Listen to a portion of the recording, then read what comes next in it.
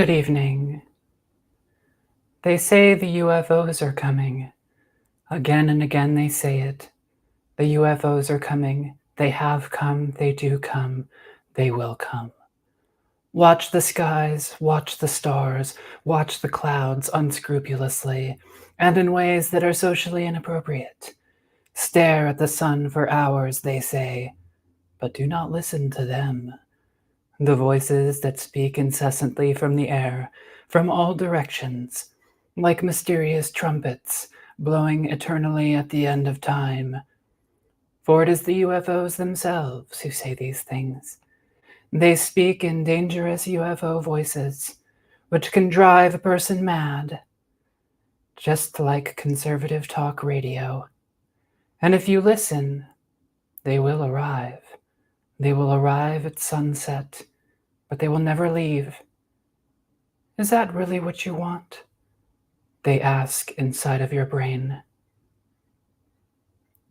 Was there a luminous window in Alberta looming out of place in the night like a monolith?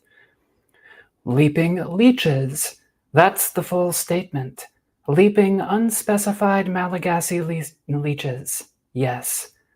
Luis Cayetano talks about China. Plus, finally, legendary airships.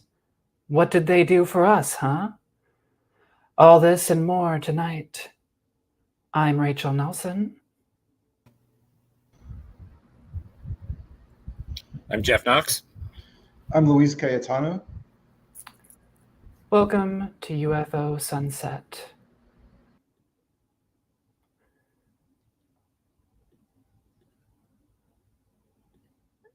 And now for the rebrief. A white loon was caught on camera. Photographer Chris Whitty captured photos of a white common loon at a remote lake in British Columbia, Canada, CBS News reported Thursday. The loon is leucistic, which is similar to being albino. Director of Conservation for Audubon Upper Mississippi River, Dave Gentry, estimated that 1 in about 30,000 birds is leucistic. And it is much more common to see birds that have small white patches than to see ones with full albinism or leucism. The European Union passed the Nature Restoration Law last Monday. The goal of the law is to restore 20% of the EU's land and sea areas in the next 6 years, and to restore all degraded ecosystems by 2050. It also sets binding agreements and targets for EU member states, requiring them to rehabilitate natural habitats. The highest priority are habitats with the greatest ability to capture and store carbon. These include wetlands, rivers, forests, grasslands, urban habitats, and marine habitats. The law also hopes to increase biodiversity and use natural habitats for cleansing air, pollinating crops, and improving food security, as well as preventing the impacts of natural disasters like floods. The law is a part of the EU biodiversity strategy and is meant to help meet the Paris Agreement's pledge to limit global warming by 1.5 degrees Celsius. It was first proposed in summer of 2022, but faced backlash from the conservative European People's Party, who argued the new law would disrupt labor, food production, and food prices. Euronews quoted a campaigner for the forests and rights NGO Fern, named Siem Caruso, as saying, quote, "This is a defining moment in the fight to restore Europe's endangered forests, which are being assailed from different directions, including logging, demand for bioenergy, wildfires, and pests.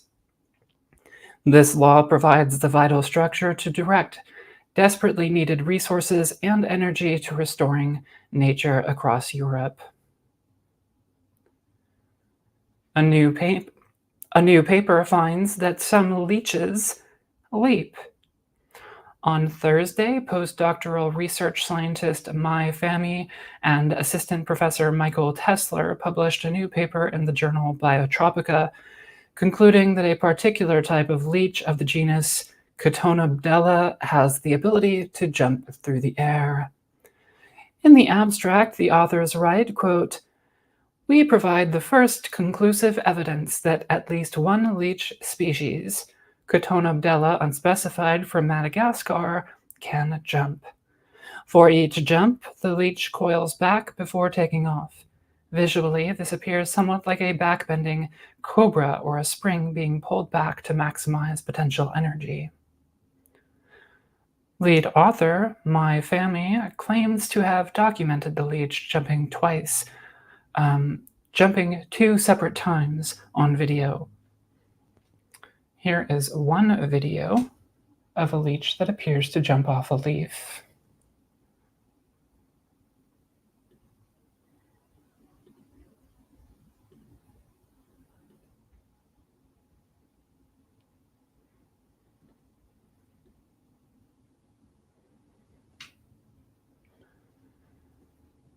And now for Mr. Jeff Knox.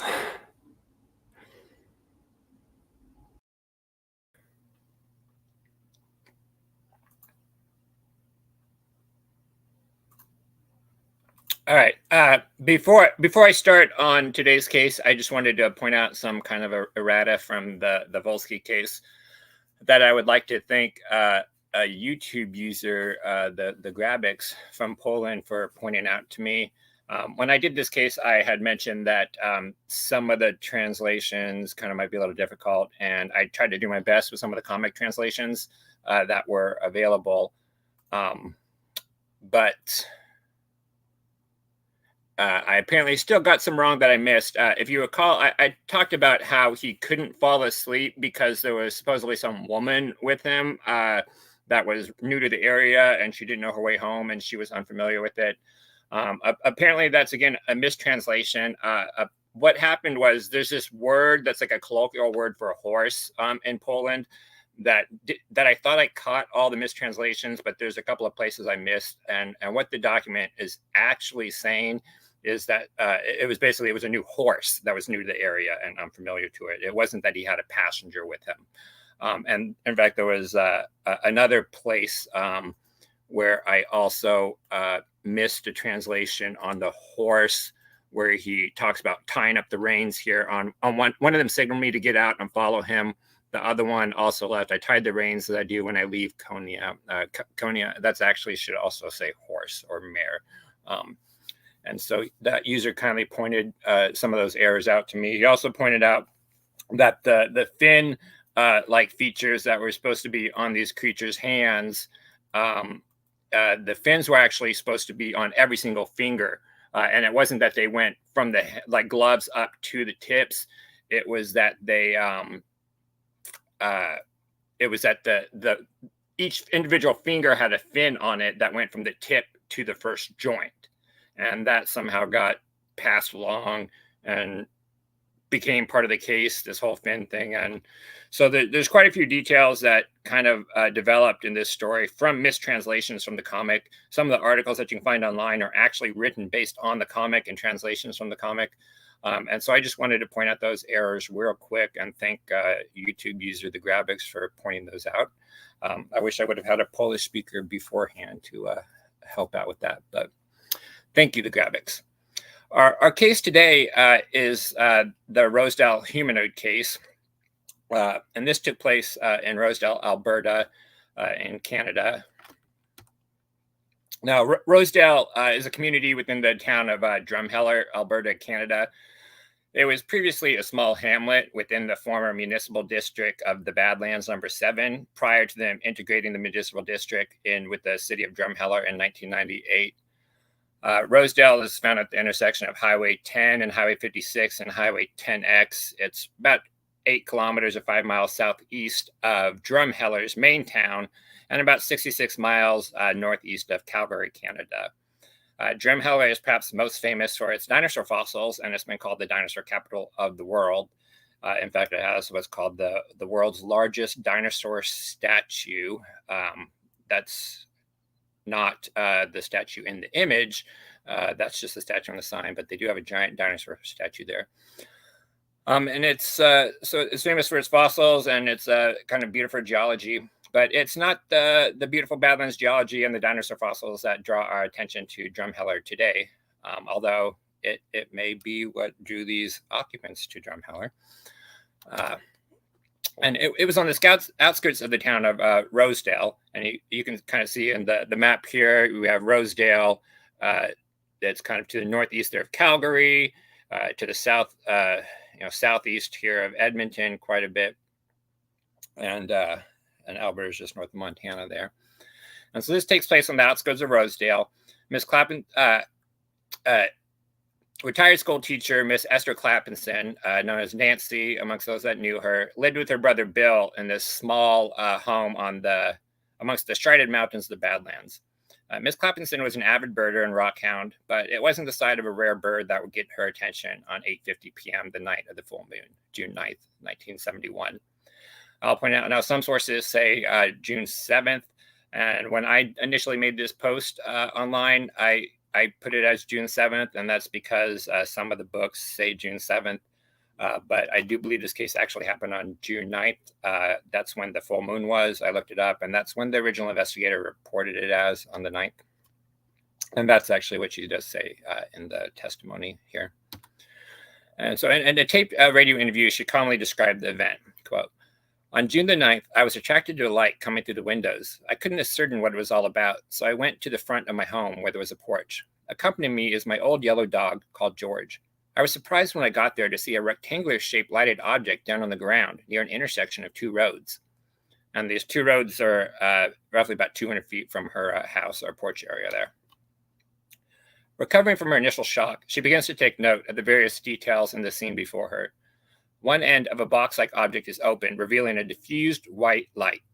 Despite this light illuminating the surrounding area in front of it, and the fact that it's a full moon and she could kind of see the area around her, she was unable to see any actual structure to this object outside of this opening. So it's almost kind of like you might imagine like a Star Trek craft that's cloaked. Only when somebody opens the door, you can kind of see into it, but you can't see the rest of the craft. So she can only see this opening. She can't see any other kind of structure or craft. And there's no sound or any other kind of indications of any kind of running machine. She also notices three occupants or men. These two human-like forms are moving about inside the object, and there's a third figure outside in a crouch position, and he's picking up rocks. These men were covered head to toe in what she called an olive green to drab green kind of baggy coveralls. None of them were over 5 feet tall, she said. Their faces were obviously covered. There was something in the hood that they could see through, kind of like keyholes. The hood appeared to be made of the same material as the suit that they were wearing. But I personally find the keyhole eyes kind of very fascinating, very creepy, kind of horror movie kind of way. But it was actually, it was the hands. Miss Clappison would say it was their hands that got me. They were like mittens, not exactly like a skidoo mitten, but just the thumbs, very prominent thumbs going into points. I gathered that's why he was having difficulty picking up the rocks. They had these thin, flexible wrists, but did not appear to bend their elbows or knees. She did not notice their feet. And I put up as a kind of comparison there the Pascagoula case with Charles Hickson and Calvin Parker, because that's another entity that kind of had these claw-like hands with these kind of pointed kind of thumbs and fingers. Again, it doesn't really share a lot of similarities, but there's some similarities in the entity there as far as like the hands and stuff go. Now, Esther, she wasn't naive to the UFO topic. Esther was actually a listener of Canadian APRO investigator William Allen, or Bill Allen's monthly UFO broadcast on CFCN AM radio in Calgary. It was a show that I believe happened once a month on a Tuesday. I had a slide presented, but I deleted it. And so she was, I guess, an avid listener of the show. And one of the things he did on his show was he urged prospective UFO witnesses to look for any sort of like instrument panel when they have one of these sightings. So she says, so the first thing I did was I looked for one, she said, and I saw something that looked like an instrument panel at the far end of the object. The humanoid at this time had realized someone was there, me, her, and I covered as much of it, the instrument panel, as he could with his person and his arm. He continually kept looking backwards to see that his arm was covering what was in front of the craft. The panel went right across the craft and was about 15 inches straight down, and there seemed to be darker shapes on the down part. She kind of described it as like a splotch. She kind of saw a splotch on this instrument panel. And this man that was covering this instrument panel motions to his companion inside the craft, who then made, in turn, gestures to his companion outside the craft as if to beckon him back inside the craft. The man outside there, she says, was obviously picking up samples. I guess it was a rock, not dirt, because he wasn't picking. He was picking, not scooping. After a moment, I tried to get closer and have a real eyeful, but the old dog wouldn't let me. He was scared to death and pushed me right back. There's quite a push, you've got to admit. Well then, I came in to attract my brother's attention. Then I looked through the window to see the object again and what they were doing, but there wasn't even the light. When I returned with my brother, there was nothing there. So help me, I hadn't been drinking. I'm not a drinking woman. Now, and so she, when she says her dog pushed her, I guess what she means is her dog more pulled her on the leash. She had the dog on the leash and it kind of pulled her, tried to pull her back to the house. That's my understanding anyways. But the next morning, the Clappisons, they go out to,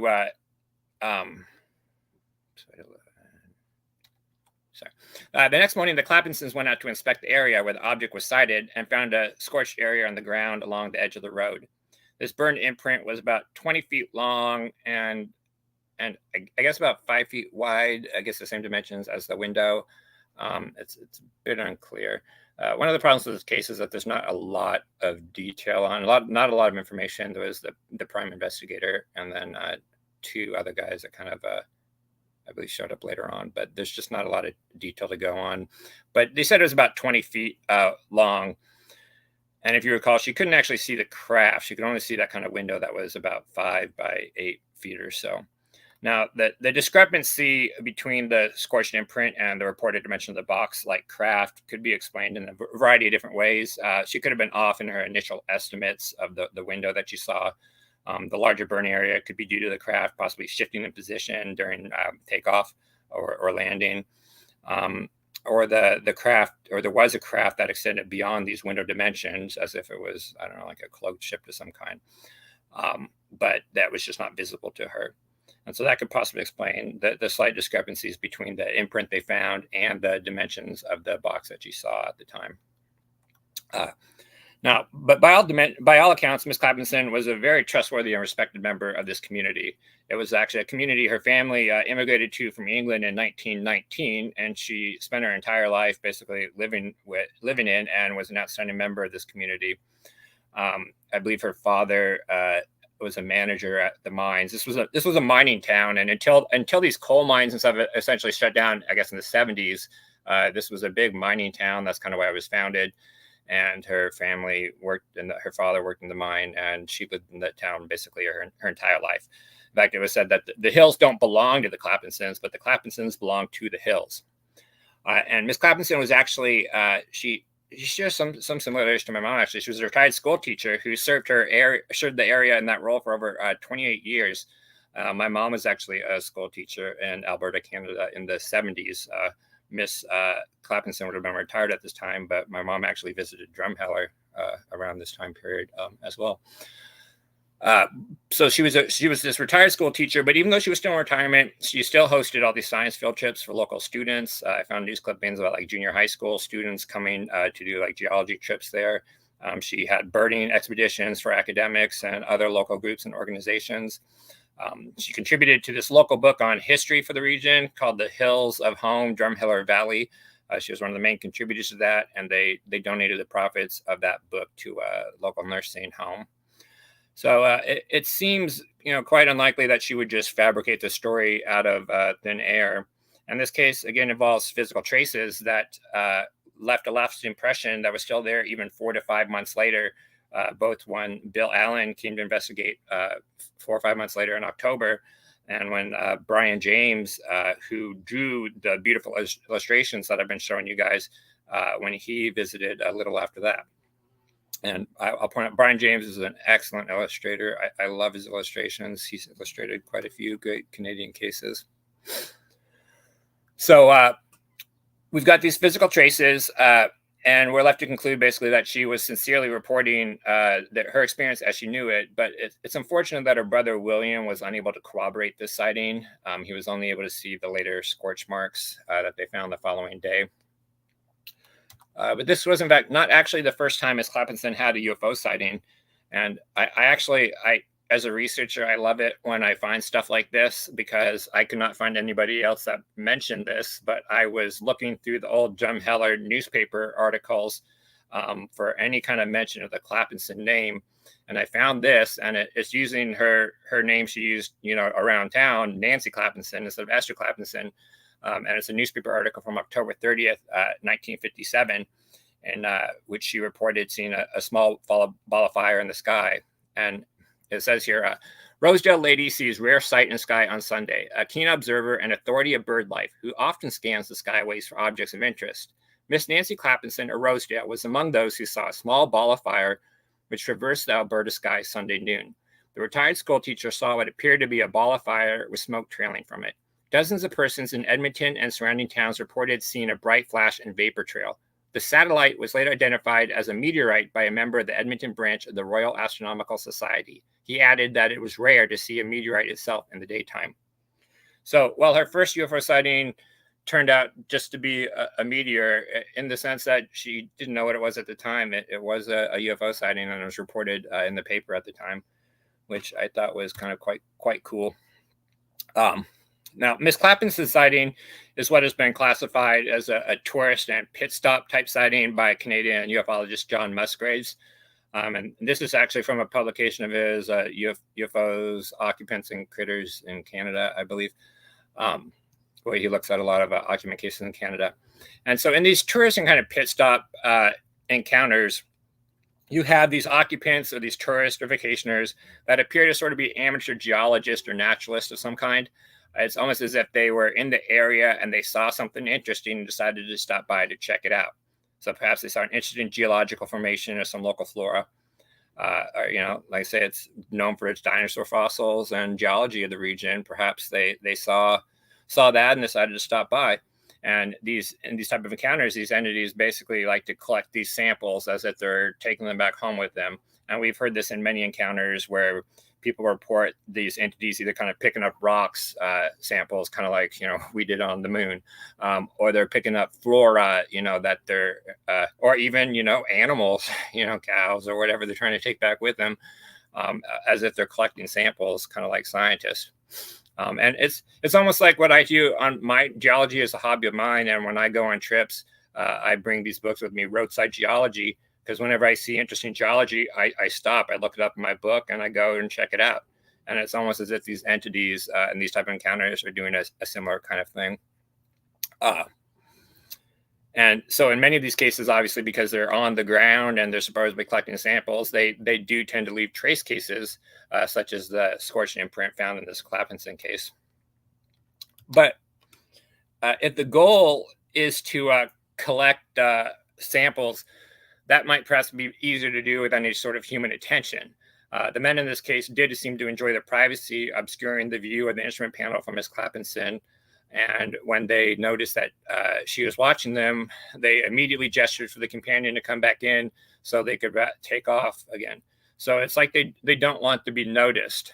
But if that's the case, why do they land so close to human occupations? Why do they land on the street in front of this lady's house?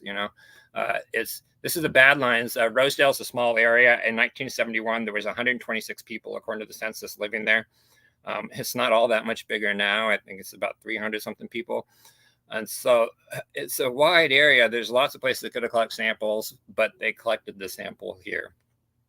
Now, this next case happened a year earlier in Duncan, British Columbia.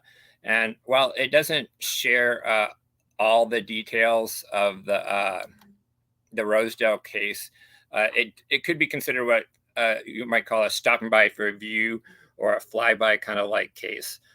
So in a sense, they sort of are like tourists, but they're not getting out collecting the sample like you do in a pit stop kind of case. And also in this case, when the occupants noticed her, they made an effort to basically take off and kind of get out of there. Now, this case happened January 1st, 1970 in Duncan, British Columbia at 5 a.m. to this registered nurse, Doreen Kendall. And she's on shift at the Cowichan District Hospital, checking on a patient who she thought might be too warm. And she's actually with, there's another nurse with her, Frida Wilson. And it's unclear. In some of the stories, they say she was checking on a patient on the other side of the hall, while Doreen Kendall checked on this patient that was kind of on the window side. Other reports say she was actually in the room. I've not seen the inside of the hospital, so I don't know what the layout is, but all we need to know is that Doreen Kendall saw this first part of the sighting, and this other nurse, Frida Wilson, didn't see this initial part of the sighting. So Doreen Kendall goes into this hospital room to check on this patient she thought might be too warm. And this patient, some reports say it was a male, but in a recent article from the last year, actually say it was a lady named Joanne who is just recovering from childbirth, who actually claimed to see the lights herself. She said she woke up in all the commotion and saw the lights herself, but there's no record of that at the time. And so she opens up this window to open up the blinds, perhaps let some window in or whatever. And she sees this bright kind of Saturn-shaped object about 50 feet in diameter hovering one story above her. It's about 60 feet off the ground and about 40 feet away. This object has a row of lights around its middles. She can see two human figures inside in dark, tight-fitting clothing and wearing headgear in the upper portion. One stands at this instrument panel, and it says this instrument panel kind of covers up the large part of the dome of this top half of this vehicle, like 3/4 of the space, and that is taken up by this instrument panel that kind of almost goes up to the top of that dome there. And so she sees this humanoid figure in there, one standing at the instrument panel and the others behind it. And she says there's these kind of like stools or something that they sit on as well.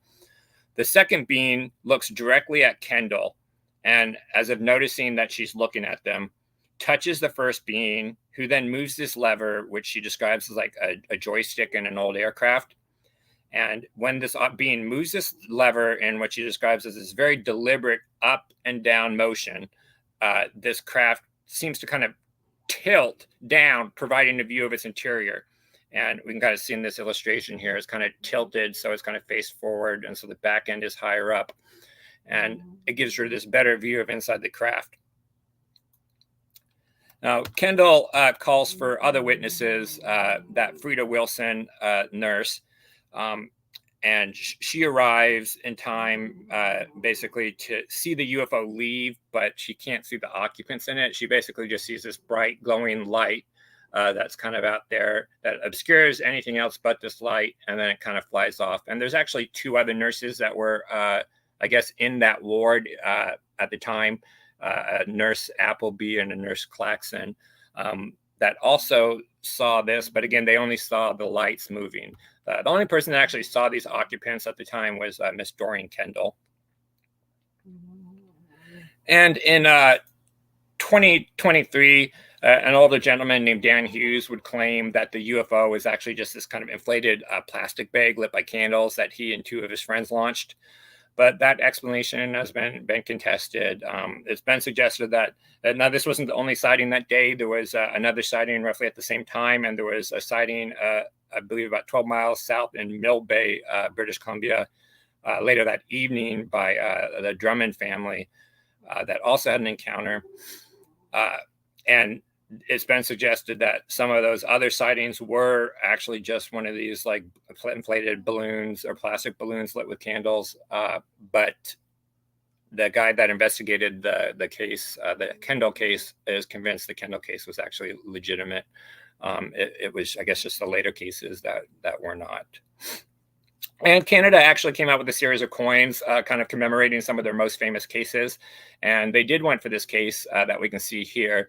And it's actually kind of quite cool. On the back, the coin is actually, if you shine at it with a black light, it kind of fluoresces in a certain way that you can see there, which is very interesting. I would love to actually get some of these coins. Unfortunately, they're kind of quite rare and they're quite expensive. While they are $20 coins, they're made out of pure silver, and so they actually sell for something like $100 something a piece, if you can even get your hands on them, because they sell out pretty quickly. And in listening to a podcast about this case, I actually learned the great Canadian ufologist Chris Witowski had a role in kind of helping to get these coins created, which is very cool. And so that was another Canadian case. I will just mention one other case real quick here.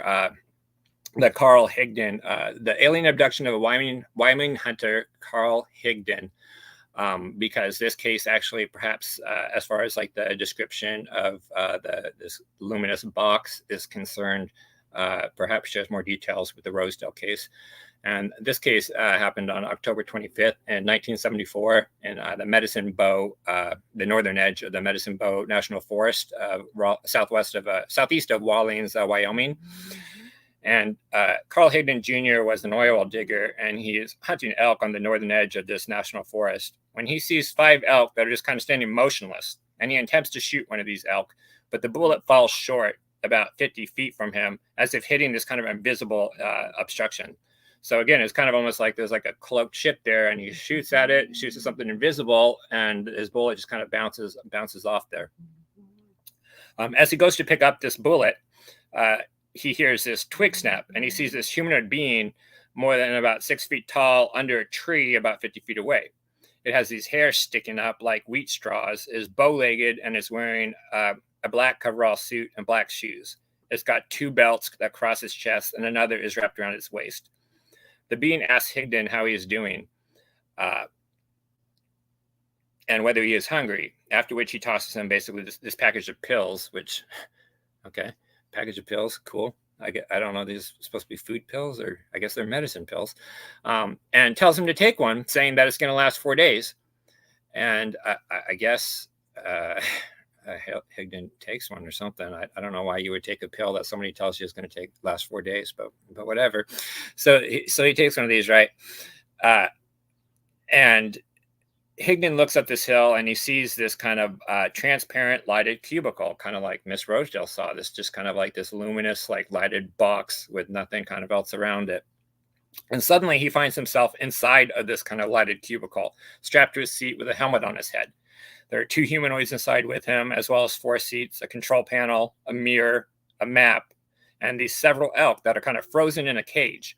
Which, if you recall the Volsky case, we had these kind of these ravens that were kind of frozen or paralyzed or immobilized. They weren't in a cage, but in this case, apparently these creatures had these elk that were immobilized in a cage. And they take him in this craft to what seems to be another planet, where there's this big mushroom-shaped tower that's 100 feet tall. He and one of the humanoids, I guess, float to this tower, kind of in the air. They go down an elevator, pass down the corridor, and go into a room with the platform. After being screened with some sort of kind of glassy shield, Higdon is then told, basically, you're no good. You're not any good for what we need, they say, and is taken back to his original location, where he basically ends up rolling down the hill. So it's almost like they just dropped him off and booted him out with the craft, and he rolls down this hill, right? And he hits his head and his neck and his shoulder. And at about 6:30 p.m., he ends up raiding his boss, Roy Fleming, at the well service that he works at in Rawlins, with his location and asking for assistance. A little before midnight, he is found by a rescue party, which includes his boss, Fleming, the Carbon County Sheriff, a deputy, and some other men in several 4-wheel drive pickup trucks. And I guess he seems confused. He kind of doesn't remember what happened. He's taken to the Carbon County Hospital, unable to even remember his own name. And apparently he doesn't recover these memories for another couple of days until evening October 27th. But most of the details will not emerge later until he was hypnotized by Leo Sprinkle in November. And so, yeah, this case, this case is more of an abduction case and has a lot more other details that are quite not per se like the Rosedale case. Although you could almost also consider it like a pit stop, because they stopped by, apparently collected some elk, but then apparently they collected him too. But it does share, it's the only case that I've been able to find so far that I can think of where we have this kind of, again, a luminous box where you can't see any other structure to the craft, but it appears that there is one because, like I say, he shoots a bullet at it and it kind of supposedly falls off.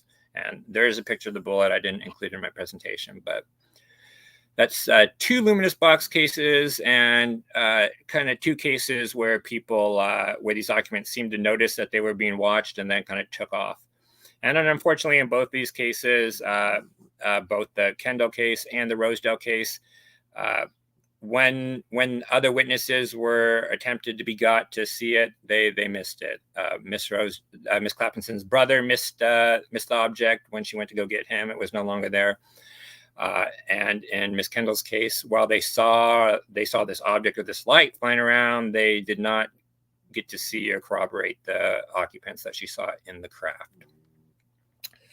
That basically does it for my cases today. I wanted to thank, I did start a Patreon, and I do have a couple of, and I've been saying, and I apologize, saying that I didn't have any Patreons because apparently Patreon does not message me saying when I get somebody to sign up. But I do want to thank my Patreon prescriber Kevin, who signed up a few months ago. Thank you for your support, and my Patreon subscriber Ben, who signed up in this last month. I really appreciate that, guys. And that's back to you, Rachel.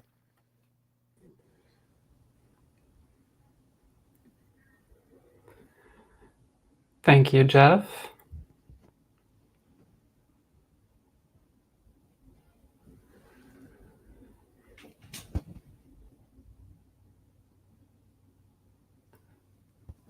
On a spooky April night, Frederick Chamberlain and O.L. Jones were driving near Lake Elmo, Minnesota, when they saw a strange person searching around in the darkness with a light in a clearing in the woods. They turned to drive over to the place, and then the light disappeared.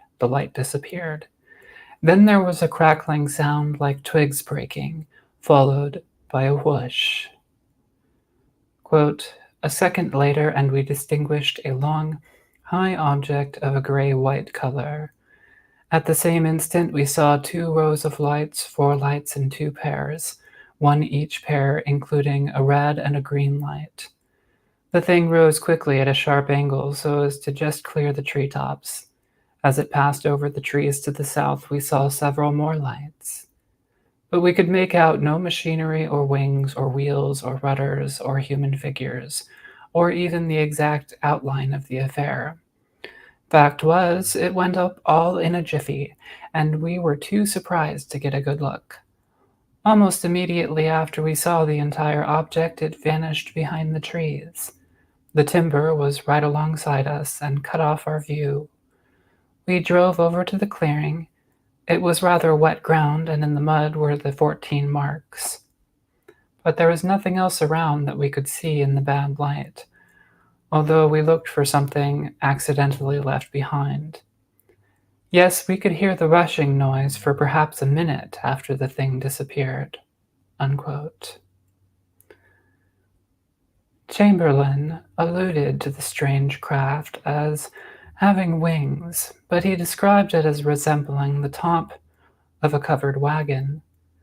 This may seem like an odd look for a UFO until you realize that this report comes from April 1897. Even the vehicle the men were driving that night was a horse-drawn buggy. Was this the first report of a close encounter of the third kind? As it turns out, not at all. In fact, during late 1896 and through May of 1897, UFOs were reported in newspapers throughout the western states, from San Francisco to Texas and Illinois. It pretty much faded out before making it to the East Coast, which only saw its airship wave in 1909. Some reports from the 1896 to 97 wave garnered enough attention to be reported in the New York Times and even in other parts of the world. There weren't just numerous UFO reports, there were multiple prominent waves of UFO reports. And there were also various reports of UFO occupants. There were even trace cases. Of course, back then they weren't called UFOs, or unidentified flying objects, because the term hadn't even been invented yet. Instead, they were generally referred to as either mysterious lights or else as airships. These weren't even the earliest reports of this type. For example, in Poland in 1892, perhaps the earliest UFO wave was reported around the border between Russian Poland and Germany. These reports involved mysterious steerable balloons, or in other words, basically dirigibles, thought to be operated by Prussian spies. 4 years later, a similar thing happened spontaneously in Sacramento, then in various other cities and towns in California and on the West Coast. The sightings quickly faded out after a few weeks or months, and then they started again in Nebraska and soon also spread to various other states. Crashed alien spacecraft, beautiful entities from exotic places, giant humanoids with big eyes covered in peach fuzz, abductions, nocturnal lights, fantastic craft spotted at close range or even while landed, elaborate hoaxes enacted either trying to make money, gain notoriety, or just to have fun, heated clashes between skeptical debunkers and those who took the whole thing more seriously, secret technology, military intrigue, all of these narratives existed before the year 1900. Strangely, however, the airship waves of the 1890s were seemingly forgotten by the public in the ensuing years. But there were even other airship waves in places like Europe and South Africa in the late 1900s and early 1910s. In Ufos number 1, Jeff talked a bit about the New England airship wave of 1909. It wasn't as though people lacked memories of the events. Rudolf Umland wrote an article about the phantom airships for the University of Nebraska Prairie Schooner in 1938. And when UFO researchers later began learning about this secret steampunk history of UFOs years later, in the 1960s and 70s, they were eventually able to find some people who were alive at the time and who still had some recollection of certain airship tales. But from roughly 1897 up until the mid-1960s, the phantom airships of the 1890s were largely completely forgotten. Even Charles Fort, the famed American collector of anomalous reports, including numerous celestial marvels, didn't write about the airship wave that he himself lived through. Yet, despite lasting no more than a few months, the notorious American airship waves somehow captured most, if not all, of the basic elements of the UFO culture of our day, which has spread throughout the world and only grown in popularity without ever stopping since 1947. It's almost as though half a century before the UFO era, there was a miniature UFO era, which died before it ever really took off. What would have happened had it never ended? Or did it even really end at all? Personally, I don't even think the UFO era started in 1896 or even in 1892, but that's a topic for another day. In fact, I'm sure I will be doing more reporting on this weird topic periodically. Today, I just wanted to highlight the various cultural parallels between the phantom airship reports of the 1890s and the UFO reports and flying saucer reports that we still hear about today. The central reference for this piece is Daniel Cohen's book, The Great Airship Mystery, published way back in 1981, which has somewhat dated in its information, but is otherwise still a really wonderful introduction to the topic. I also consulted the entry on 19th century airships from the UFO book, Encyclopedia of the Extraterrestrial by Jerome Clark, as well as Thomas Boulard's massive collection of sightings dating from the early 1800s all the way up to 1947, the airship files, which are all available online at the Archive for the Unexplained. Just like today, the most common reports from 1896 and 97 were of simple lights, like arc lights, flying through the night sky. Many of these were likely simple misidentifications of the planet Venus or other celestial bodies, such as meteors and bright stars. Oftentimes, these lights would appear in some sort of formation, or they would flash between different colors. In some cases, people said they could make out a dark body attached to the light. In other cases, especially during daylight hours, people reported seeing actual craft. At night, they would also describe rows of lighted windows or even figures inside. Some of these reports naturally remind me of the airship effect that Jeff discussed in Ufos number 1 again. This is when an Earth-grazing meteor or debris burning up in the atmosphere can actually resemble enormous lighted cigar-like craft. People also reported seeing craft in the air, especially during daylight, earlier in the evening, or at close range. Typically, these craft would resemble various different flying machines. The most common configuration was the cigar-shaped or ellipsoidal balloon with a carriage suspended underneath. Some had one or more pairs of wings, or they resembled airplanes or gliders. Some had a carriage resembling that of a ship, or simply looked like a sea ship in the sky. Some had wheels, rudders, or other apparatuses attached. It's worth remarking on just how similar the descriptions of airships are to modern UFOs, just in terms of their appearance.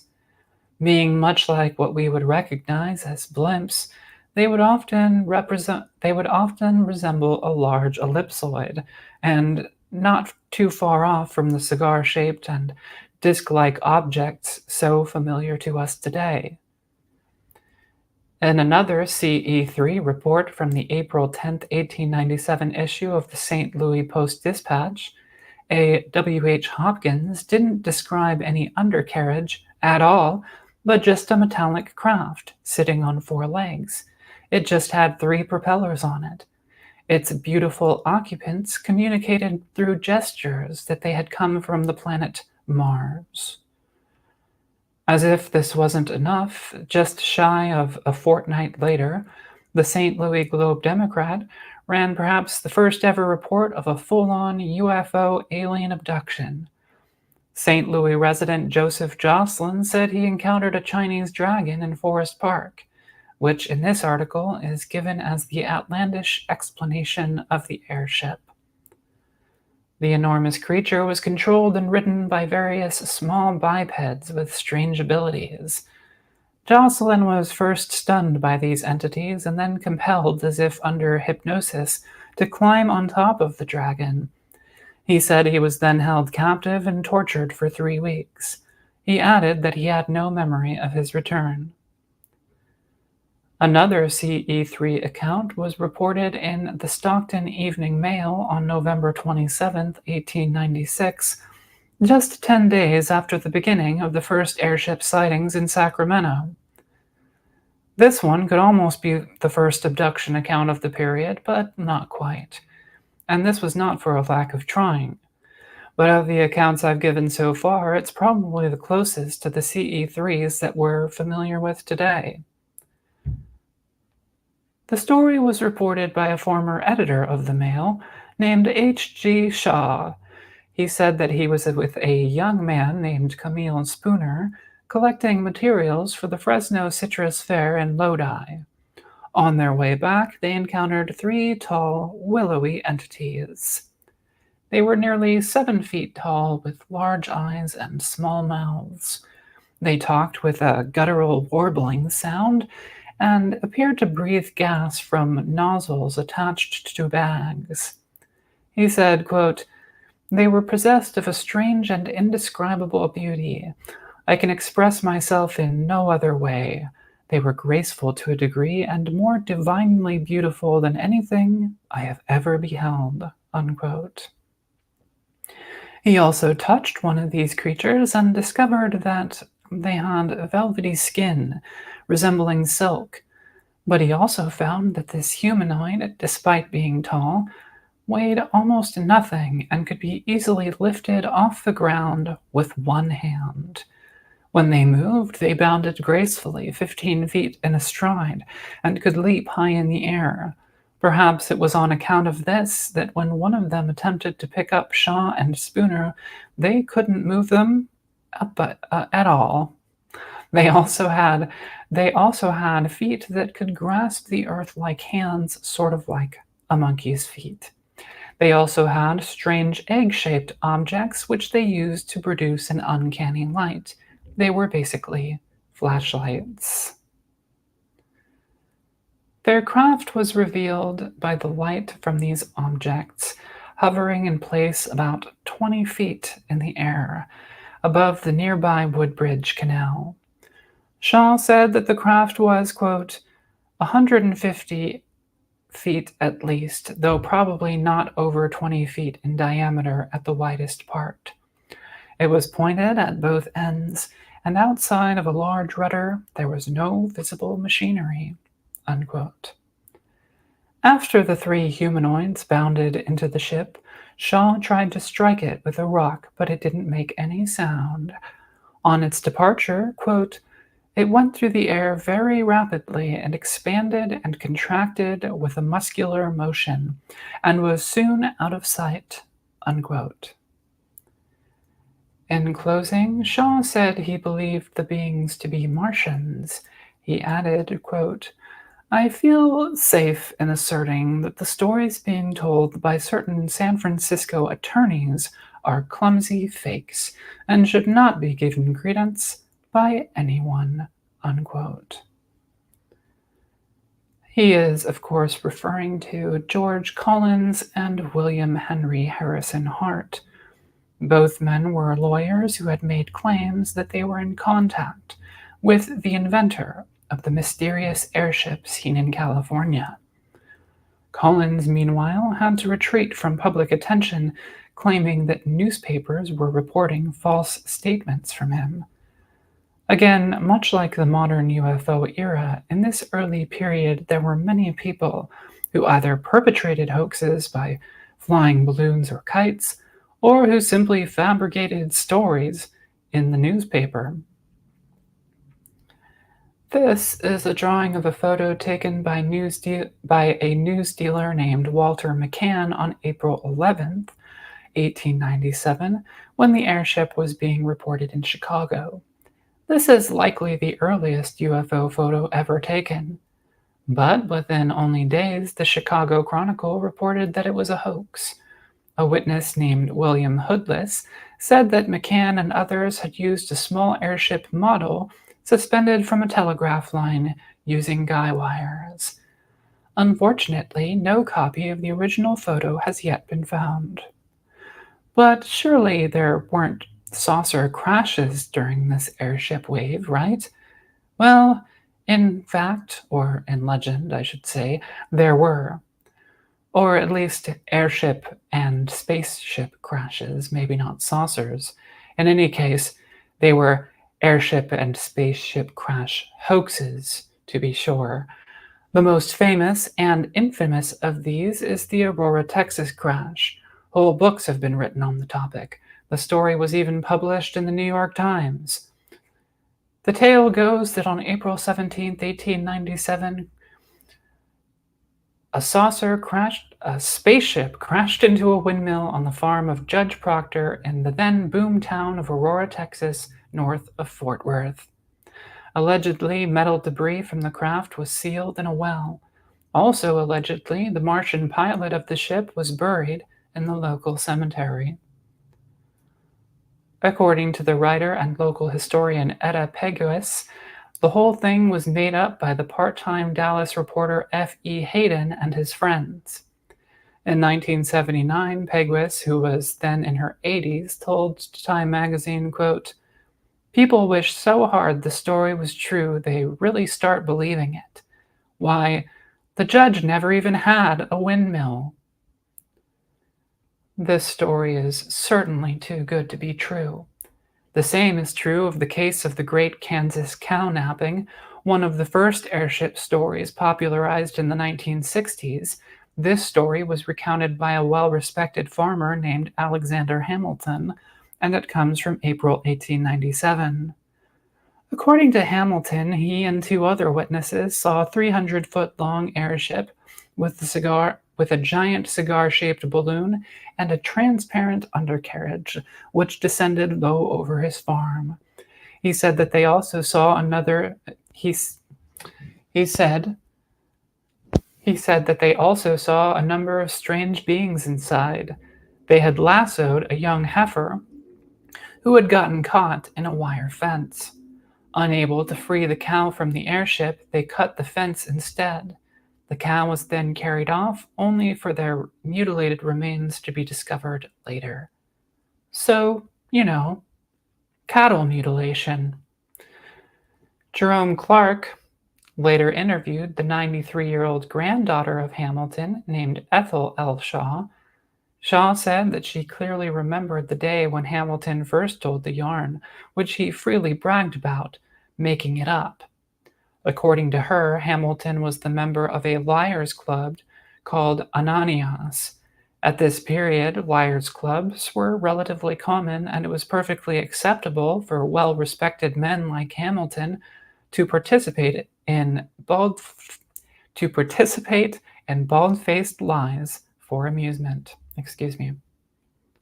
Another practice that may have been in vogue throughout the airship wave was the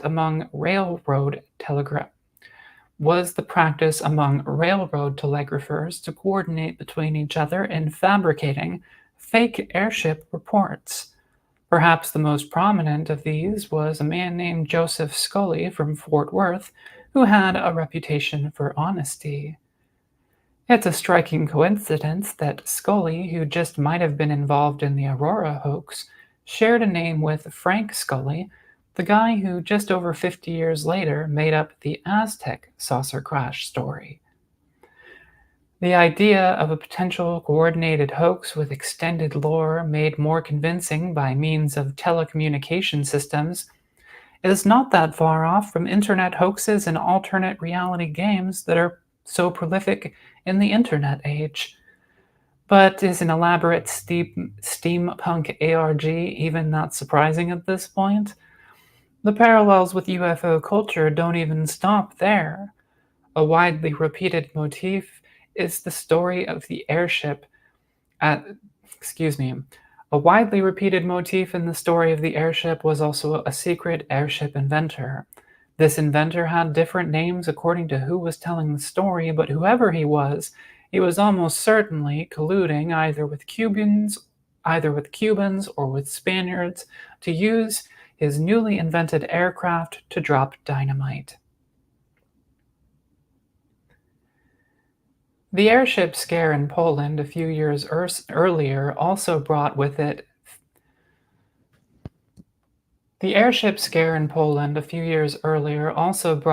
fears of foreign military spies.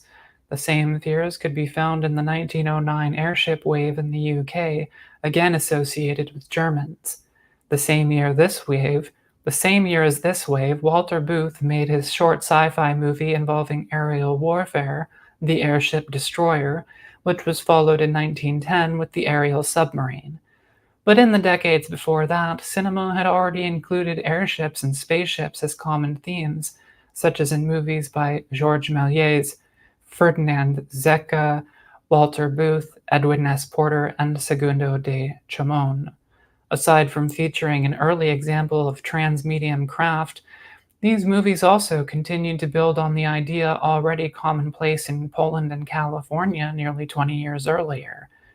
It was even a major theme in Jules Verne's adventure novel, Robur the Conqueror, excuse my pronunciation, first published in 1886.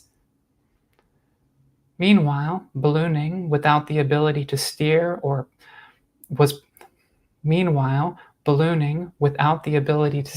was practiced by... What's going on here? Sorry.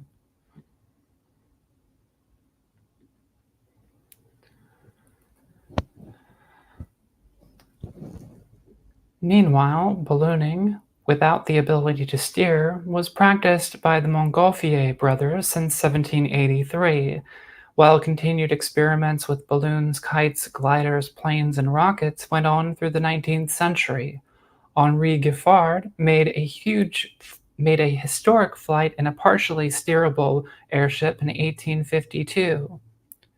Balloon hoaxes such as Edgar Allan Poe's existed even in the early 19th century, but so by the 1890s the public was already long primed for this type of event, be it imagined or real. Throughout the phantom airship waves, just as in the modern UFO era, there were not only dreams of futuristic technology, but an expectation of attacks from the sky. The airship was not only mysterious, but it was being kept secret for financial and military purposes. Sightings were common and widespread, and there was a public debate as well as rich narratives surrounding airships. All of the themes were already there. This is not to say that there might also be undiscovered things that we sometimes witness in the sky. I think this is entirely plausible, but not NHI, in my honest opinion. Now, one might argue that the UFO era really began in 1896 or even in 1892, but in Europe instead of the US. Or it may be that there were older UFO waves, largely yet obscured to modern historians. But what we can say for sure is that it was by 1897, at least, that the UFO era is fully recognizable as such, 50 years before Kenneth Arnold's famed sighting and the original events that inspired Roswell, a legend, a fantasy, very loosely inspired by true events. Because by 1897, at the very latest, all of the central features were already commonplace. The little UFO era was the modern UFO era. Just, literal, sort of, or something. In any case, it didn't make it into the endless global movement phase that it has entered in our day. And now for Mr. Luis Cayetano.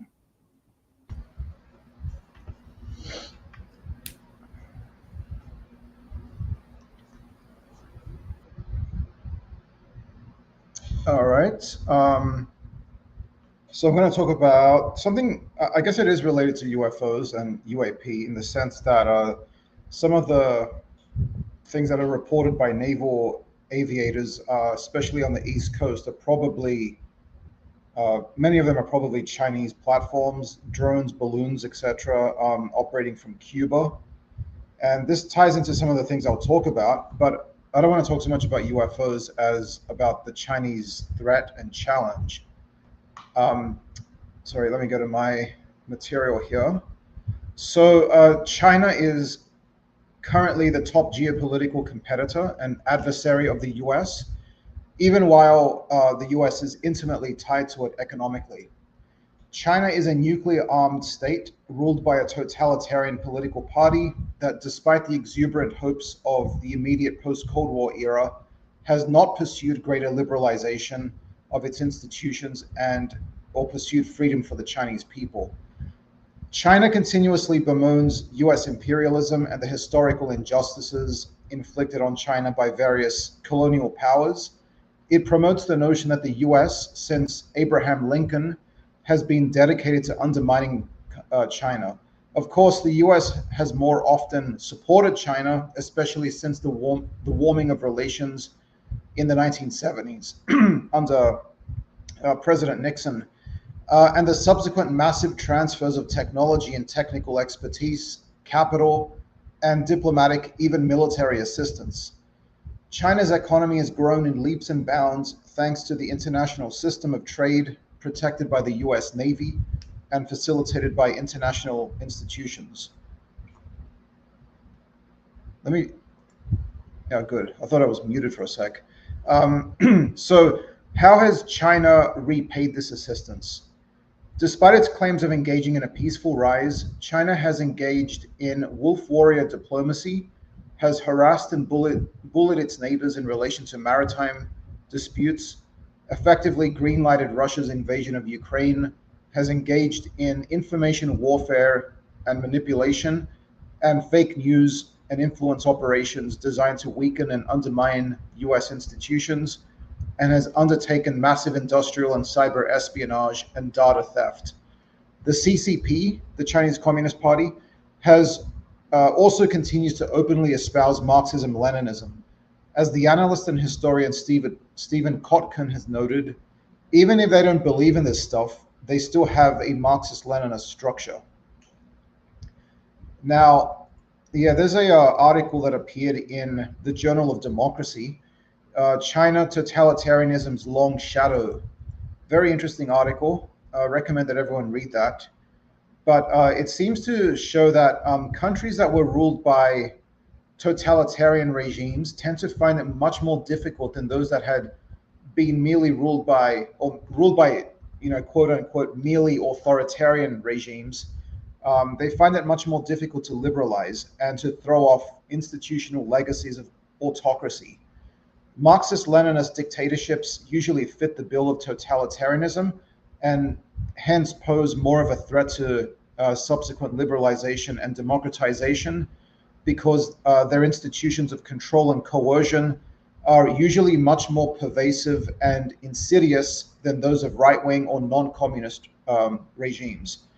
Communist regime infiltration of every institution of society, the development and consolidation of a nomenclatura with an active socioeconomic interest in maintaining the party's control, and the expansion and refinement of a pervasive secret police and state security apparatus.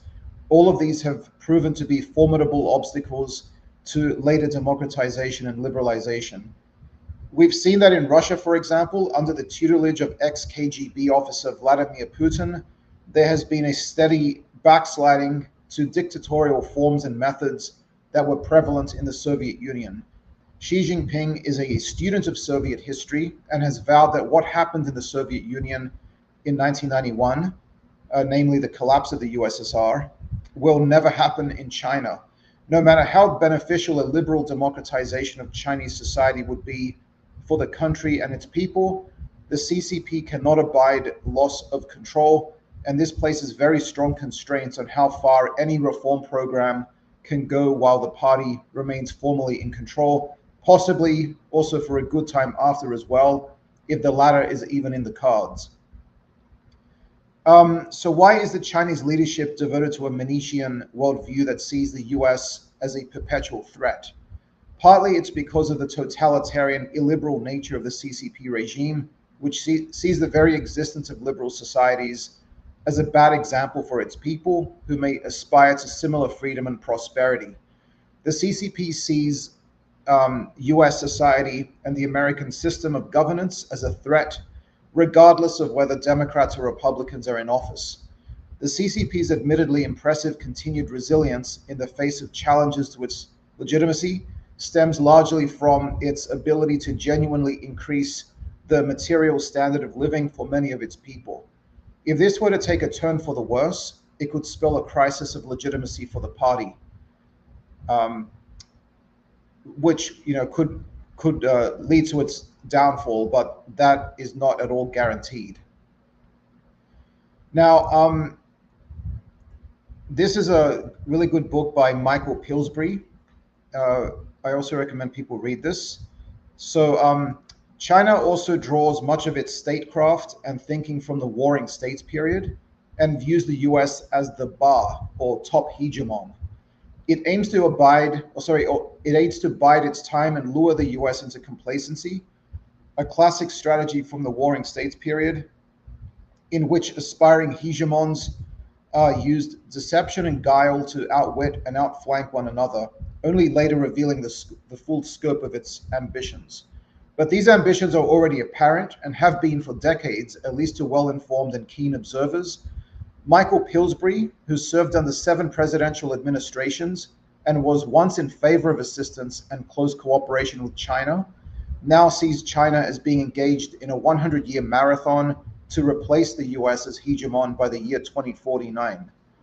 Another thing to note here, those who see the US as simply another great power in a great power contest with China and Russia are actually falling for and parroting the cynical worldview, itself fully believed by many in the Chinese establishment, that great powers are only out for more power and resources.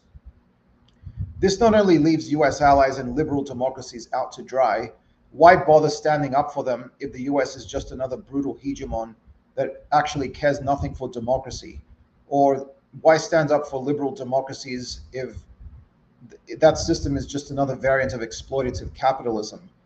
But also adopts a deeply ahistorical and empirically invalid outlook that ignores that great power contests have always been as much about spreading ideas as they have been about resources, markets, and power.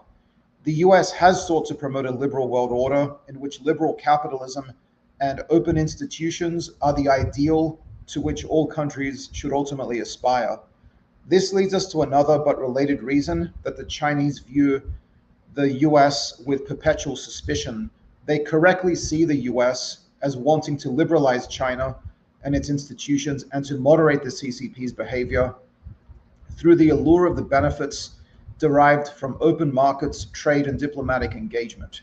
The mistake made by China-friendly US officials was to assume that the regime would passively allow this to happen, or that capitalism would inevitably precipitate greater liberalization of China's political institutions. In fact, not only has that not happened, but the CCP has cemented its grip on power and has reintroduced a system in which political commissars are billeted onto all major industrial and economic enterprises, whether state-owned, private, or foreign. To continue operating in China, foreign capital must slavishly acquiesce to policies that promote the power of the CCP and undermine the aspirations for freedom of the Chinese people. Western computer technology has been repurposed to serve the goals of CCP control over its citizens. Similar examples can be enumerated in other domains, but the general point is that China does not wish liberalism well and has no intention of adopting it. Some would say that the heyday of US power is over and that it should concede to China's rise as a natural evolution of one power replacing another. In reality, China faces problems so severe that they may preclude it from ever toppling the US as the leader of the international system. China's demographic situation is dire, especially given its commitment to xenophobia and nativism. Of course, similar sentiments in the US could push America into a similar demographic decline.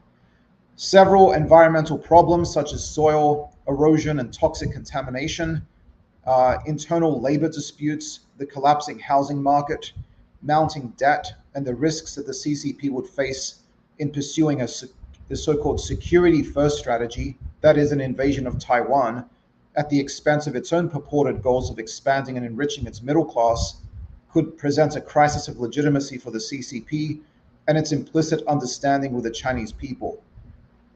And then there is China's geographical position, hemmed in by island chains controlled by countries with which it is experiencing worsening relations, and its land border disputes with some of these countries.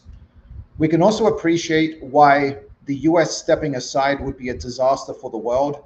For all the limitations and imperfections of liberal democracy, and for all the hypocrisies, crimes, and shortcomings of US power, liberal democracy still represents by far a more sustainable and attractive option than the techno-totalitarian dystopia promised by a Chinese surveillance state using AI, ubiquitous cameras and other sensors, and a ruthlessly illiberal social doctrine that it aims to spread to other countries. And that is a good article, the previous one as well, that people should read. So is this one, China's Threat to Global Democracy. Sorry. So China is programmatically committed to undermining liberalism and promoting autocracy, and to bolster it with the use of technology, much of it ironically sourced from the very West that it bemoans. To face the Chinese threat, the US and indeed other liberal Western democracies should beef up their cybersecurity infrastructure, step up intelligence gathering efforts aimed at China, bolster international alliances and commitments, ban certain Chinese or China-affiliated social media platforms unless China allows full access to Western social media, face down Russia in Ukraine to send a signal to Beijing that if it tries to invade Taiwan, it will be met with a ferocious response. Militarily boost China's neighbors, especially their naval and electronic warfare countermeasures capabilities. Pursue closer relations with India. Diversify supply chains to not be so reliant on China and the CCP's demands. Western consumers have become addicted to Chinese-made goods, just as Europeans became addicted to cheap Russian gas. This should be rolled back, partly because it's the right thing to do. The CCP does, after all, use the profits it gains from the making of all these products to finance its surveillance state, its foreign espionage operations, its military hardware, its concentration camps, and the ongoing genocide against the Uyghur Muslims. But reliance on China should also be rolled back because it lessens the chances for strategic risk and the consequences of strategic surprise. The less leverage the regime has, the better.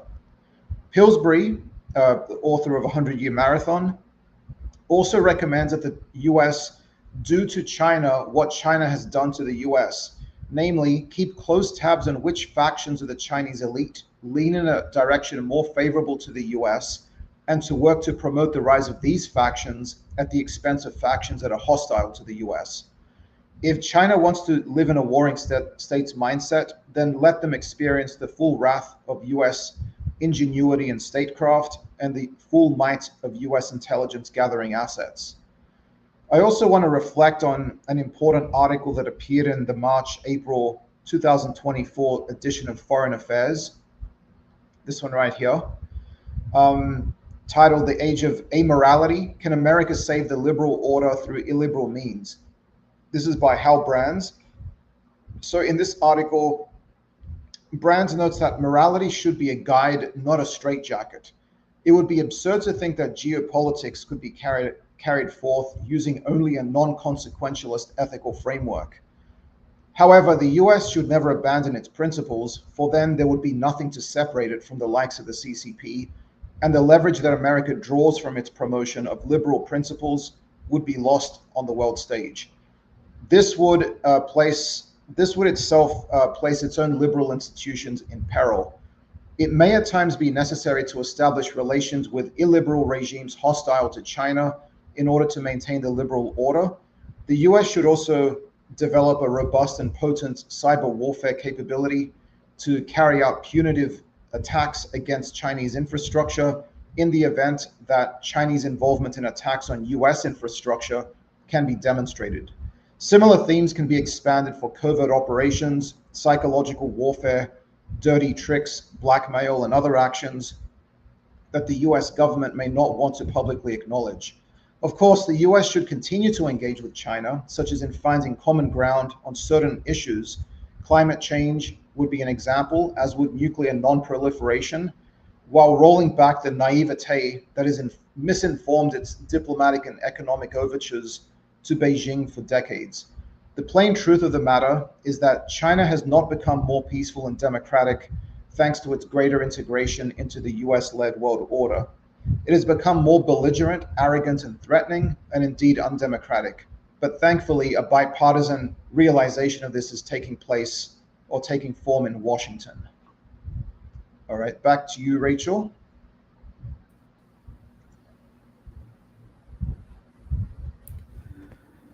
All right.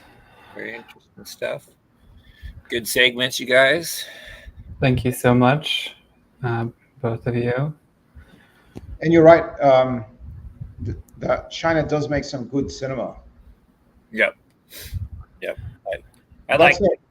That's actually one of the benefits of living in a communist country, is that their cinema is actually really good. Mm-hmm. It has to be, right? Because capitalist countries can afford to make trash, but communist countries have to really propagandize, so they have to make masterpieces. At least that's the way I see it.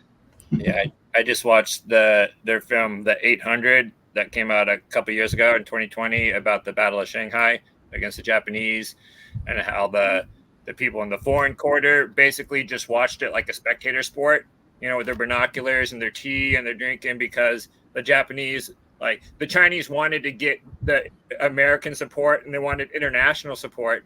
And so they had all these observers there, like they had observers in airships, like watching from the sky, watching the battle below, and trying to build up international support. But I just found it so fascinating that they're just like sitting there watching the war, like it was a movie or a performance or something, you know, from the sidelines. But I guess people used to do that back in the Civil War too. Like people like in DC, and they'd bring their families and have picnics like up on the hill, and they'd watch like the battles like below, like it was entertainment.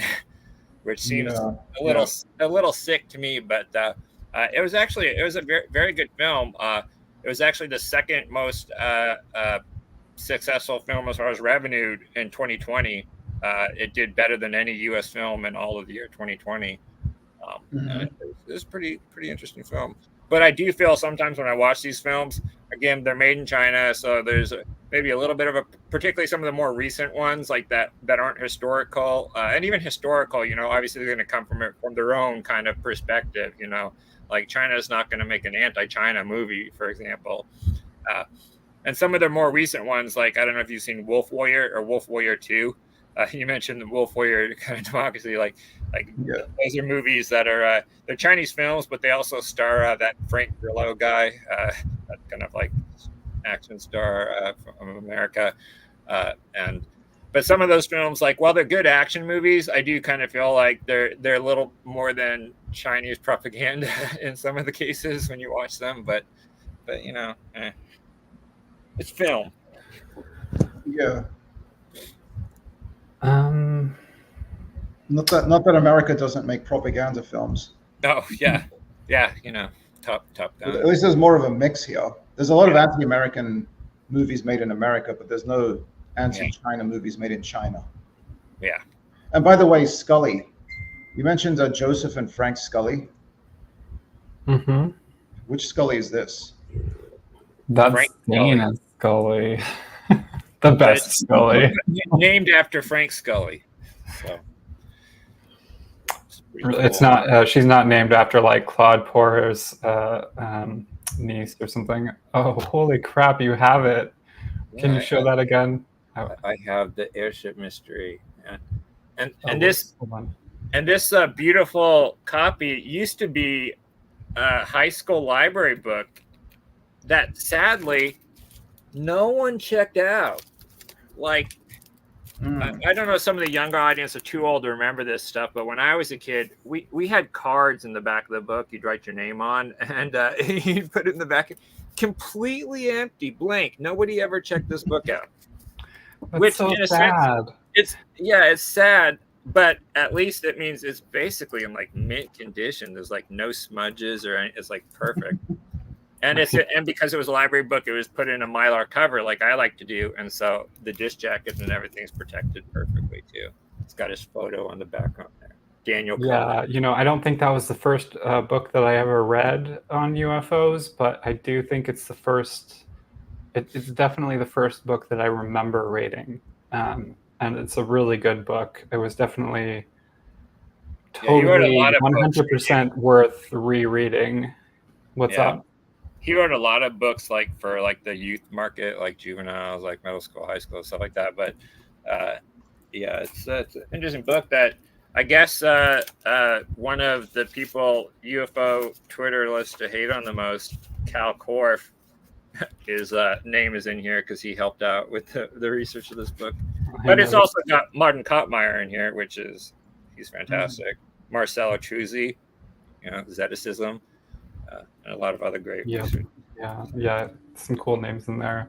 And this was it was published in 1981, the year before Eddie Bular finished the Airship files. I don't think he had finished I don't think he had made the supplements at that time, but it was when he had finished, according to the date on the file. He finished it or published it or something in 1982. Yeah, and this guy wrote a lot of other kind of like, you know, books in the kind of the fringe fields, like The Far Side of Consciousness, Masters of the Occult, A Modern Look at Monsters, Voodoos, Devils, and the Invisible World. And then for even younger readers, In Search of Ghosts, The Magic Art of Foreseeing the Future, The Mysteries of Reincarnation, like dealing with the devil. So like, you know, he wrote a lot of kind of like book, like he was kind of an author of a lot of like mass books on like fringe, kind of like paranormal and other kind of topics. But it's pretty interesting. If people want to check out those airship files that Eddie Ballard did, though, those are all available online on AFU. You can check those out. I was able to, with Isaac Coy, be able to get those published and available for everyone last year, I believe, or a year and a half ago. So his entire airship files, along with supplemental files for later on in California and another place or two, have been uploaded, and you can find those online. And I'll as well as his abduction study. Yes. Which is excellent as well. Yes, when Eddie gave me that, he said there's probably only like, I can probably count the people that have read this entire, my dissertation. It was his dissertation, right? Like on less than 2 hands. Like, I'm like, well, that needs to change because that's drastic. And so that was another document I was able, with Eddie's permission, to be able to get published with Isaac a year or so ago. So now we got both of Eddie Ballard's massive, voluminous contributions to this topic available freely to read online on the AFU server. So. Yeah, I remember years ago I was able to find one of the volumes of that abduction study, the abduction account study, but I wasn't able to find both volumes. Yeah. So I read one of the volumes like way back in the day. Well, like one of them is like, I think one of the volumes is more like almost more like a database. It's like the cases, like the list of the cases and the details on them. And the other one is more like context and just discussion. Analysis, yeah. Things like that. And then he published later documents kind of adding on to it. Like the sympathetic ear, and he did an add-on for those reports that he published in some symposium proceeding, I think, maybe. But yeah, does great work. I can't wait for his new book to come out at some point in the future. Yeah, it's a pretty good book that has been, for the most part, finished for a while now. But I mean, I've had a copy of it for like 2 years almost. Yeah, so it's pretty good. Does Dorothy have anything to say? Dorothy, you got anything to say? No? So I'm chilling. Just chilling. Just watching us on the TV. Is there what's the name of the new book, the new Ballard book? To be determined. I mean, it's a book. If people aren't familiar, the book Ufos and Government, a historical inquiry, was published by what's called the Swords, Michael Swords History Group. So it was like Michael Swords, Eddie Ballard, Jan Aldrich, Barry Greenwood, Robert Powell, people like that, before I got involved with the group. And then they started on a second book, which has been kind of nicknamed the Phenomenology book, because it's kind of basically like it, give a breakdown, an overview of the entire UFO phenomenon, kind of like in general. And so like the chapters are breaking down against the different kind of types, things like close encounters, like distant lights, expert, supposed eyewitness testimony or expert witnesses. So that they're breaking down the phenomenon in different ways. And it's written by various members in the group, but I would say probably half the chapters, if not more, are written by Eddie, and Michael Swords written a few of them, and there's a couple other chapters written by other people in the group. But it was the second book, and the book in progress. It's been in progress since before I got involved with the group back in 2019, and it's still in progress. There's still no date that I'm aware of for the publication of it, but when it eventually does get published, it'll be, I think, a must-read, kind of like the UFOs and Government is a must-read. So, and I've shared photos of some of the chapters like before. I don't know if I was supposed to, but I have. So. All right. Oh, hi, Gideon. Yes, we had Gideon stop by, and Awesome. Timothy. And if people want to know about that case, I just posted that case yesterday. So yeah, you can find that on my Twitter or Facebook as well. And it's a weird case of a beings in this giant sphere, and these entities look giant, like, you know, they're just these huge things. But, you know, it's interesting because it also took place during one of these rocket launches in the Canary Islands that, you know, we discussed the Canary Island missile rocket launches in one of the previous episodes I did. And this is the same thing. There was a couple of missile launches from a submarine that day. And so it's interesting that we have both this humanoid encounter that this guy saw, these large, gigantic beings in a sphere. The same day, other people were reporting, you know, again, a big glowing orb in the sky from the rocket launch, you know, and these rocket launch sightings. So it's either that this guy, a case of massive misidentification where this guy turned, and we've seen, you know, I talked about that case where somebody saw Venus and somehow that got turned into an almost abduction story. So either this is a massive misidentification or these entities are flying around in a giant orb, you know, checking out this rocket launch. I guess that's up to you to decide which one you want to believe. Given the fact that it took place during this massive mass sighting of a rocket launch in the Canary Islands, I would tend to think it was misidentification. But it's an interesting case. And I linked to the actual, because the Spanish has put out the UFO files, basically. You can actually get the whole case file, and it's like 100-something pages long, and it's got all sorts of diagrams and drawings and illustrations. And it's pretty interesting. All right. Thank you, Jeff. All right. And for a story to close out on tonight, a message in a bottle from 1961 was found on Cape Cod. That's right. On Wednesday, Fisheries and Oceans Canada posted an image of the bottle with a message inside to their Twitter account. They explained that it was a drift bottle, quote, "Starting in 1922, researchers tracked surface currents by releasing bottles into the ocean, relying on people to let them know when and where bottles were found. This old-school technology only helped researchers understand the recovery locations and dates," unquote. The bottle was released from Machias Seal Island in the Bay of Fundy over 60 years ago, and the bottle's note promises a $1 reward to a finder who reports the location to researchers. It would have been way crazier if it was a message in a saucer. Why aren't there more of those? Before we go, if you enjoy this show, we would like you to please consider subscribing, and we would like you to please consider subscribing to our channel, UFO Sunset. Please also hit the like button and hit the notification bell icon if you'd like to get notified about upcoming videos. And come and join our cozy and intimate live chat. A great plus for joining the live chat is that you can give us constructive feedback live on the air, especially if we make any factual errors.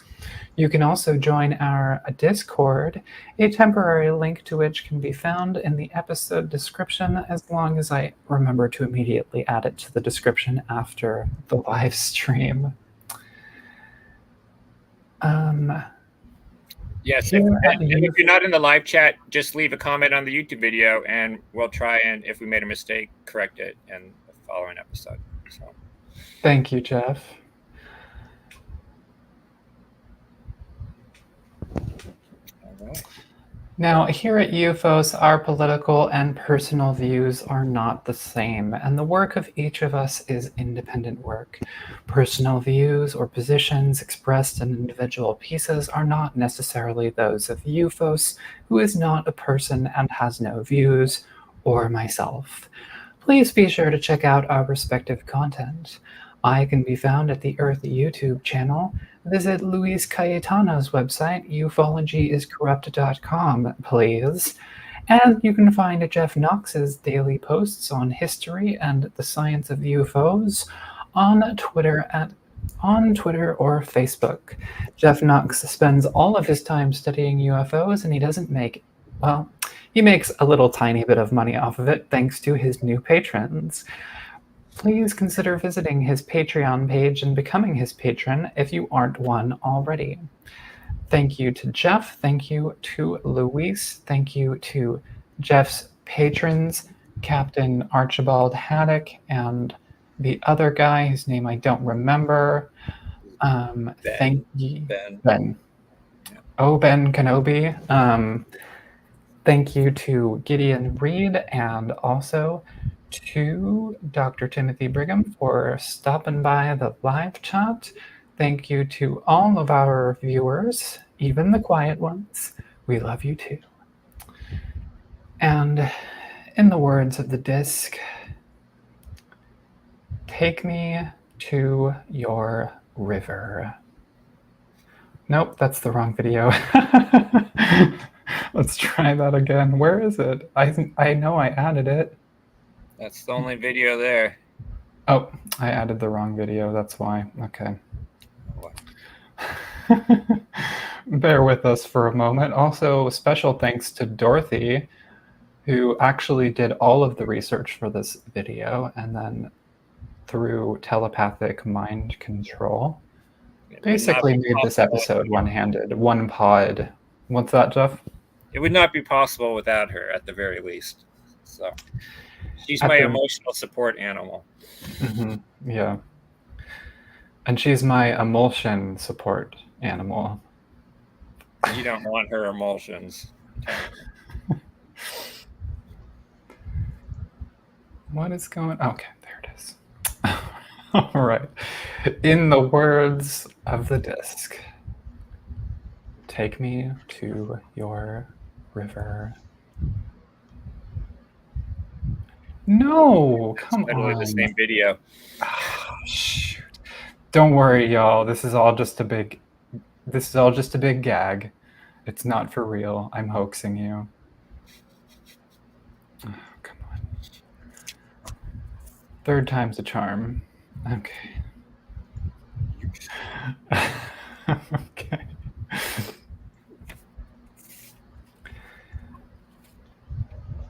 You guys can see my pretty coloring. I colored this cool image. This is another Canadian case. And in the words of the disc,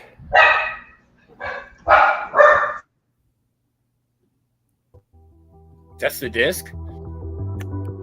The disc barks.